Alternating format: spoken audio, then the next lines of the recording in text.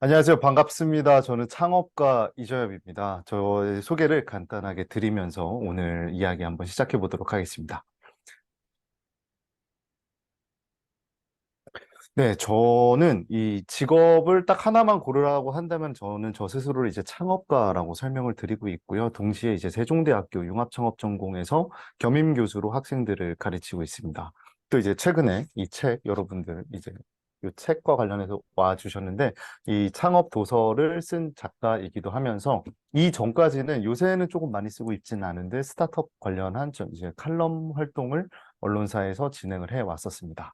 최근에 이제 창업과 그리고 도전에 관련한 유튜브 채널인 시작선을 시작해서 이제 막 구독자가 한 몇백 명 이제 늘어가고 있는 단계라 여기 계신 분들도 혹시 오늘 이야기 듣고 더 많은 이야기가 궁금하시다면은 제 채널 와주시면 너무 감사할 것 같습니다. 자, 그 다음에 이제 저는 창업을 제가 회사를 다니면서 진행을 했었는데 저는 현대자동차에 2011년에 입사를 해서 2021년에 퇴사를 해서 총 10년간 이 회사 생활을 했습니다. 그리고 오늘의 이야기는 바로 여기서부터 시작을 해 보도록 하겠습니다. 현대자동차는 저는 정말 힘들게 들어간 회사 중에 하나였습니다. 지금도 물론 좋은 회사지만 제가 들어갈 때 당시만 하더라도 그때 제가 이제 인사 조직으로부터 얼핏 듣기에 입사 경쟁률이 한 400대 1 정도가 된다라는 이야기를 들었었는데, 죄송합니다.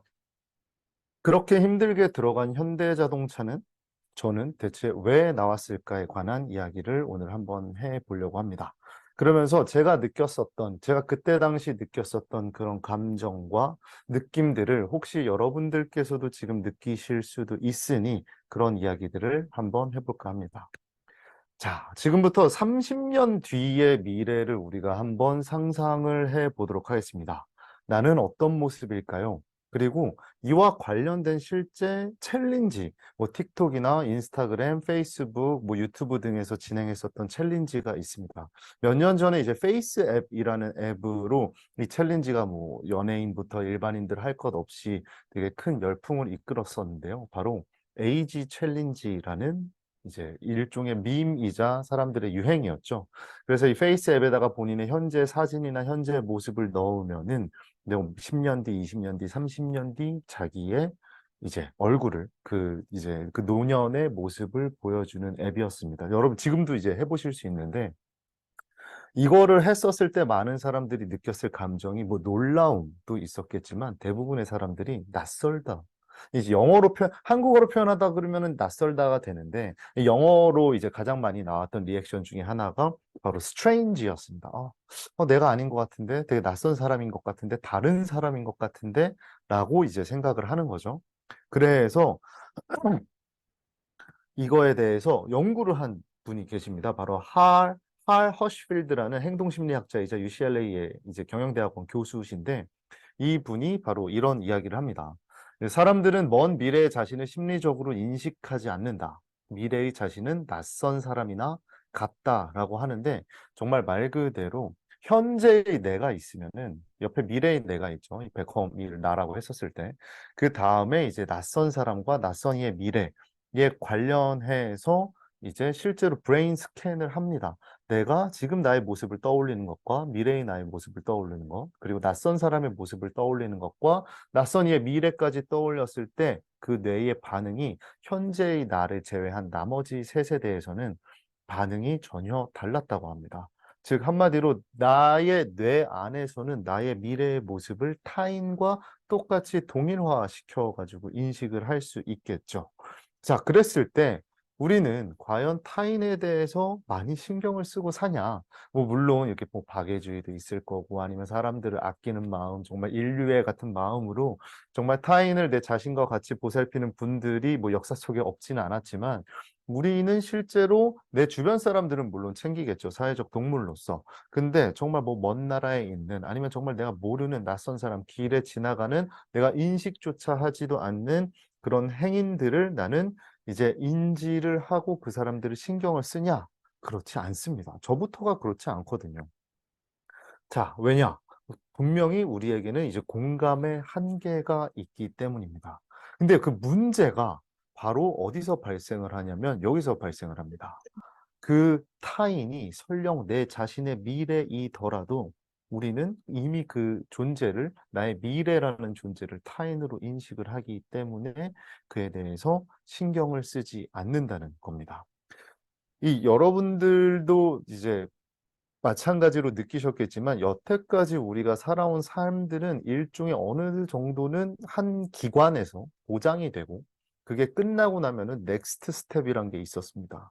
예를 들어서 쉽게 표현해서 뭐 유치원이 끝나면 초등학교에 들어가고 끝나면 중학교 또 끝나면 고등학교 고등학교에 있다가 이제 그런 얘기 혹시 여러분들도 많이 들으셨는지 모르겠지만 저는 어렸을 때 제가 고등학생 때 중학생 고등학생 때 어머니께서 이런 말씀을 정말 많이 하셨어요. 이제 뭐 대학만 가봐 여자애들이 줄을 선다라고 했지만 실제로는 이제 제가 줄을 섰었죠. 근데 이런 뭐 대학 가면 여자애들 줄 선다 뭐 회사 들어가봐 뭐 한다인데 자, 초등학교 6년, 그 다음에 중학교 3년, 고등학교 3년, 대학교 짧으면 2년에서 뭐 학사, 석사, 박사까지 하면 길게 10년까지 다니고 나서 취업을 하게 되면은 문제가 뭐냐? 뭐 3년, 6년 막 이렇게 잘려오다가 갑자기 그 기간이 30년으로 빡 하고 늘어나요. 뭐 10년 이렇게 늘어나는 것도 아니고 갑자기 4년 대학에서 30년짜리 플랜으로 갑니다. 그래서 회사에 들어가고 났었을 때 그 다음 스텝이라는 거를 사람들이 크게 생각을 하지 않더라고요. 저 역시 마찬가지였습니다. 신입사원 때는 뭐 바쁘죠. 뭐 처음 돈도 벌어보니까 그 돈 가지고 이것도 사고 저것도 하면서 바쁘다가 또 연애도 해보고 친구들이랑 놀러도 가고 좋은 것도 사보고 하면서 바쁘다가 일정 시간이 지나고 나니까 다음 스텝을 그래도 생각을 하게 되더라고요. 내 삶이고, 뭐 내 삶이 언제 끝날지 모르겠지만, 그래도 주어진 시간 안에는 계획적으로 정말 소중하게 이제 즐기면서 경험을 하면서 살고 싶으니까 그 다음 스텝을 생각을 하면서 제가 시간에 대해서 한번 생각을 해봤습니다. 제가 그 고등학교 때 이제 물리 수업을 굉장히 좋아했었었는데 거기 시간이라는 개념이 나오면서 이 시간에 대해서 한번 고찰을 해보기 시작을 했습니다. 근데 여러분들도 익히 아시는 개념일 거예요. 시간은 보통 없을 때 문제가 됩니다. 약속 장소에 가려고 하는데 시간이 얼마 남지 않았다던가, 내일이 시험인데 공부할 시간이 얼마 남지 않았다던가 할 때 보통 시간은 짧거나 없을 때 문제를 야기시킵니다.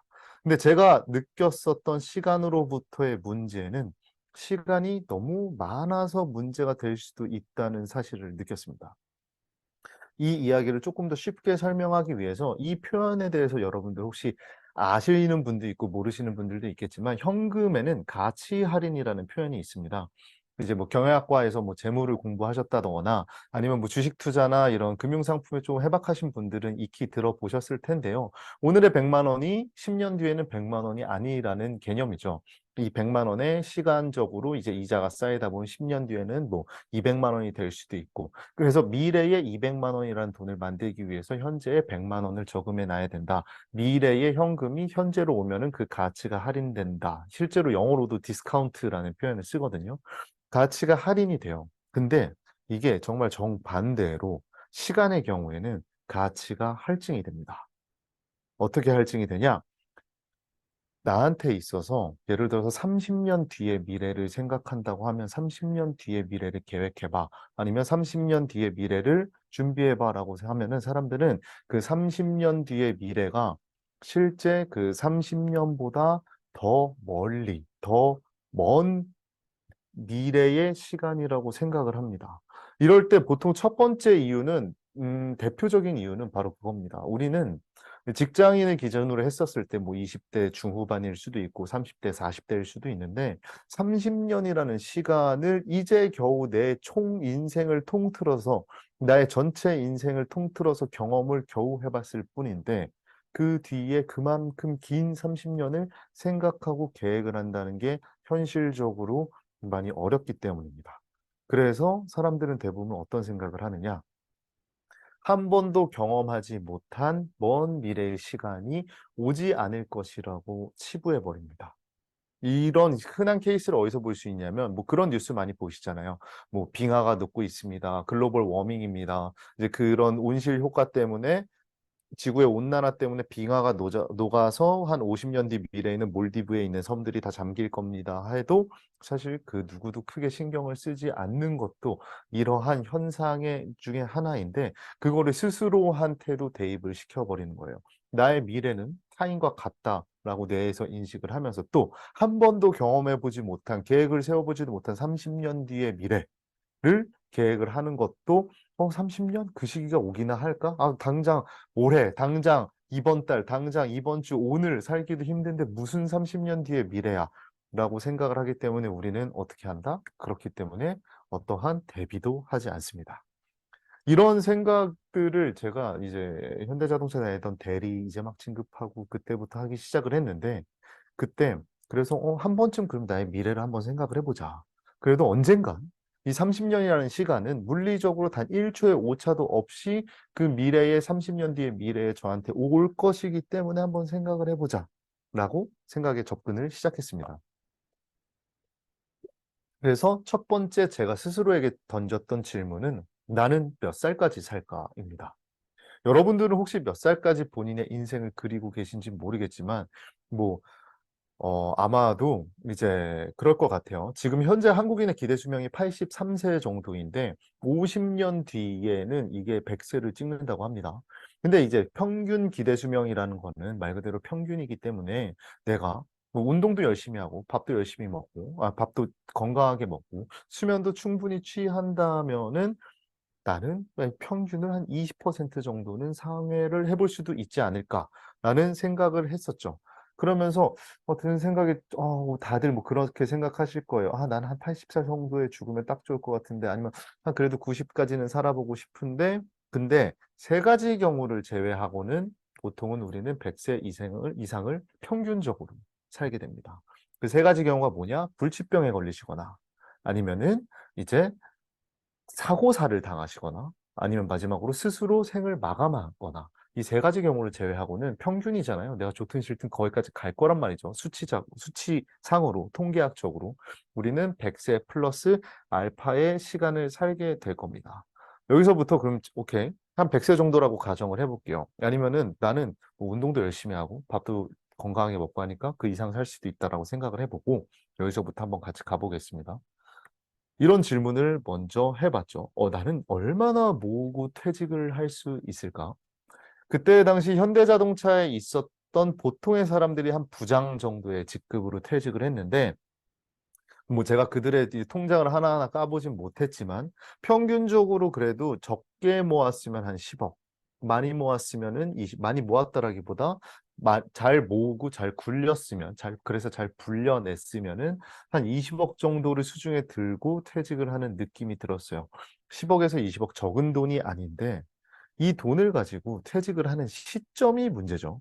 그 시점이 보통 50대 초반에서 50대 중반입니다. 그럼 내가 100세 또는 그 이상으로 산다라고 했었을 때 그 10억, 20억, 당장은 큰 돈이지만 그걸 가지고 과연 50년 넘게 살 수 있을까라는 질문을 해봐야죠. 그 10억, 20억 갖고 내가 한 55세 정도에 퇴직을 했는데 한 80세 정도에 죽는 운명이다. 라고 하면 25년 정도만 이제 뭐 살아내면 되니까 괜찮죠. 20억 있다 그러면 충분하겠죠. 매년 거의 연봉 받으면서 사는 거랑 비슷하게 사용을 할 수도 있을 텐데 내가 축복일지 아니면 이게 저주일지 모르겠지만 100세 이상을 살아야 한다. 그러면은 10억, 20억 가지고 50년 넘는 시간을 버텨야 되는데 그게 가능할지에 대한 의문이 들기 시작하면서 결론은 쉬었습니다. 퇴직 후에도 돈을 벌어야 되겠다. 라는 생각을 했었죠. 실제로도 지금 이제 기대 수명이 80 몇 세, 83세 정도 되는데, 지금도 많은 분들이 퇴직을 한다고 거기서 바로 오케이, 끝. 나는 지금부터 가는 날까지 쉬면서 놀면서 갈 거야. 라고 다들 생각은 하겠지만, 그걸 실제 실행에 옮기면서 사실 수 있는 분들은 생각보다 많지는 않습니다. 그러면 그렇기 때문에 그분들도 뭐 새롭게 무언가를 도전을 하시던 다른 걸 하시든 하면서 퇴직 후에도 경제 활동을 이어나가게 되십니다. 그러면은 이 퇴직 후에도 나는 어떤 경제 활동들을 이어나갈 수 있을까요? 뭐 하나의 방법은 재취업이 될 수도 있겠죠. 제가 정말 좋아하는 영화 중에 로버트 드니로가 나온 이제 인턴이라는 영화처럼 뭐 시니어 인턴십 프로그램에 되거나 아니면은 뭐 현대자동차에서는 그때 그런 분들 많았어요. 뭐 이제 협력사의 임원으로 이제 특수 채용이 돼서 간다던가 하시는 경우가 있었는데 그런 경우는 보통 뭐 전무, 부사장, 사장처럼 이미 현대자동차에서 높은 직급을 달성하신 분들이 그렇게 가실 수 있었기에 모두한테 해당되는 내용은 아니었습니다. 재취업이 가능하다고는 해도 내가 원하는 회사, 원하는 스타일의 이 일을 할 수 있는 곳으로 갈 확률은 매우 적겠죠. 그러면은 내 수중에 있는 10억이나 20억이 될 수도 있는 그 돈을 가지고 투자를 한다. 그럼 좋은 방법이 될 수도 있겠지만 애초에 투자에 어느 정도는 재능이 있어야 하고 그 재능이 없을 경우에는 이게 오히려 손실을 불어일으켜서 그 위험을, 리스크를 더 상승시킬 수도 있습니다. 더 버틸 수 있는 시간이 줄어드는 거죠. 그래서 다시 한번 돌아가서 자, 퇴직을 할 때 나한테 어느 정도 돈이 있을까? 그다음에 그 돈을 가지고 나는 한 50년을 살아야 될 수도 있는데 살 수 있을까? 아닐 거야. 그러면 나는 다시 돈을 벌어야 될 텐데. 그러면은 재취업을 할 거야? 투자를 할 거야? 근데 둘 다 딱히 마땅치 않으면은 어떤 방법이 남느냐? 저는 그래서 결론적으로 어떤 생각을 했느냐? 아, 창업을 하지 않을 수 없겠구나. 라는 생각에 도달을 했습니다. 그래서 이제 그때부터 저는 창업을 하기 시작했습니다. 어떻게? 제가 지금까지 이제 책에는 총 16번이라고 쓰여져 있는데 실제로는 최근에 하나가 추가돼서 17개의 사업을 여태까지 창업을 했습니다. 이제 1번부터 17번까지 간단하게 이제 설명을 해 놨는데요. 이제 편하게 한번 보시면 될 것 같고 이 중에서 이제 눈치가 빠르신 분들은 눈치를 채셨겠지만 회색조로 된 이제 그 글씨들은 제가 창업을 했다가 스스로 끝냈거나 실패 또는 망해버린 회사들이고 이제 흰색 글씨로 된 6개의 6번, 8번, 10번, 14, 16, 17번이 지금까지 저희가 운영하는 회사의 기둥이 돼서 저를 지탱해 주고 있는 회사들입니다. 제가 이제 이번에 이 당신은 창업하지 않을 수 없다라는 당신은 창업하지 않을 수 없다라는 책을 내고 나서 가장 많이 받았던 질문이 왜 이렇게 많이 창업을 하셨어요?인데 어떻게 또는 근데 왜 이렇게 많이 창업을 했냐라고 하면 약간 조금 공격적이죠. 그러니까 아니 어떻게 그렇게 많이 하실 수가 있나요?라는 질문을 들었을 때 가장 먼저 제 머릿속에 떠오르는 거는 많기는 한데 물론 16개, 17개가 절대 적은 수치는 아닌데 저는 이게 많다라고 생각은 해본 적이 없습니다. 말 그대로 정말 그냥 하다 보니까 그렇게 됐습니다라고 설명을 드립니다. 하나의 예시를 들어 드릴게요. 여기 눈앞에 주사위가 하나 있습니다. 정육면체로 보통 되어 있죠. 1에서부터 6까지의 숫자가 있고 보통 사람들은 이 주사위를 새로운 도전이라고 가정을 했었을 때 고민을 합니다. 이 주사위를 내가 잡고 굴릴까? 말까? 어떤 주사위를 굴려볼까? 아니, 말까? 지금 그대로 있을까? 말까라는 생각을 가지고 평생을 가시는 분들도 있고, 하나의 거를 가지고 뭐 짧게는 몇 달에서 길게는 몇 년씩 고민을 하시는 분들이 있는 것 같아요. 도전이라는 과제를 맞닥뜨렸을 때 또는 본인 스스로 생각을 해냈을 때. 근데 저는 어떻게 하느냐? 이 주사위가 눈앞에 보이는 순간 아무런 고민도 하지 않고 그냥 계속해서 굴려버립니다. 끊임없이 굴려요. 저는 제가 지금 던져서 굴러가고 있는 주사위가 멈추기도 전에 또 다른 주사위를 잡아서 굴리는 타입이에요. 왜냐? 주사위를 굴렸을 때 6이 나올 확률은 정확하게 6분의 1입니다. 그리고 1이 나올 확률도 정확하게 6분의 1입니다. 모든 숫자가 다 마찬가지고 이 전의 결과가 현재의 결과와 전혀 상관이 없는 독립 변수로서 주사위는 굴러가게 됩니다. 그랬을 때 사람들이 걱정을 하는 건 뭐냐? 내가 이 주사위를 굴렸을 때 6이 안 나오면 어떡하지를 정말 많이 고민을 하시는 것 같아요. 근데 역으로 생각했을 때 저는 지금까지 총 17번의 주사위를 굴렸다고 했었을 때 말이 안 되는 확률이지만 1만 17번 나왔다라고 해볼게요. 그러면은 저는 이미 누적 합산으로 17이라는 결과를 얻게 된 겁니다. 물론 1만 나오진 않았지만 최악의 경우에도 17이라는 결과를 나왔고, 여러분들도 잘 아시겠지만 그 제가 17번의 주사위를 굴리는 그 몇 년 동안 이 주사위를 잡고 굴릴지 말지 고민하신 분들의 결과는 당연히 0입니다. 굴리지 않았기 때문에 0이라기보다 무라는 표현이 더 맞겠죠. 애초에 결과 자체가 0도 숫자니까 결과 자체가 존재를 하지 않는 거죠. 그렇기 때문에 저는 항상 제 주변에 창업을 고민하시는 분들 또는 이미 창업을 하고서 고배를 마셨던가 아니면 또 다른 것에 이제 도전을 하려고 고민하시는 분들께 제가 드리는 메시지는 정말 딱 하나입니다. 그게 뭐가 됐건 그냥 한번 해보시죠. 어차피 뭐 잘 될 수도 있고 안 될 수도 있고 모든 노력이 동일하다라고 가정을 했을 때 결과는 생각보다 운에 많은 영향을 받기 때문에 실제로 성공한 분들도 이렇게 많이 말씀을 하시죠. 그랬기 때문에 걸 굴려봐야 그 결과를 알 수 있다라고 저는 항상 말씀을 드립니다. 그래서 이제 저는 이 책을 보고 또 아니면 제 유튜브 채널에 들어와서 이야기를 들어주시고 또는 이렇게 지금 현재 이 줌상에서 온라인에서 저의 얘기를 들어주시는 분들께 이제 질문을 드림과 동시에 제가 느꼈었던 일련의 과정에서 제가 찾았었던 답인 그때가 언제든 인생의 어느 순간이 되었건 당신은 창업을 하지 않을 수 없습니다라는 메시지를 이 책 안에 되게 고생을 많이 해서 2년 동안 책을 써 가지고 이 안에다가 담아 놨습니다. 이미 읽어 주신 분들은 너무 감사드리고 혹시라도 읽지 않으셨다면은 제가 뭐 내용에 대해서는 저 스스로도 되게 자부하고 이 책 자체도 정말 훌륭하신 편집자께서 편집을 해 주셨기 때문에 글 자체가 정말 읽기 쉽게 잘 되어 있어서 한 번쯤 읽어 보십사 하고 추천을 드리면서 오늘 미니 토크 가볍게 마치고요. 그다음에 이어서 여러분들께서 가지고 계신 질문들 받으면서 이야기를 나눠갔으면 좋겠습니다.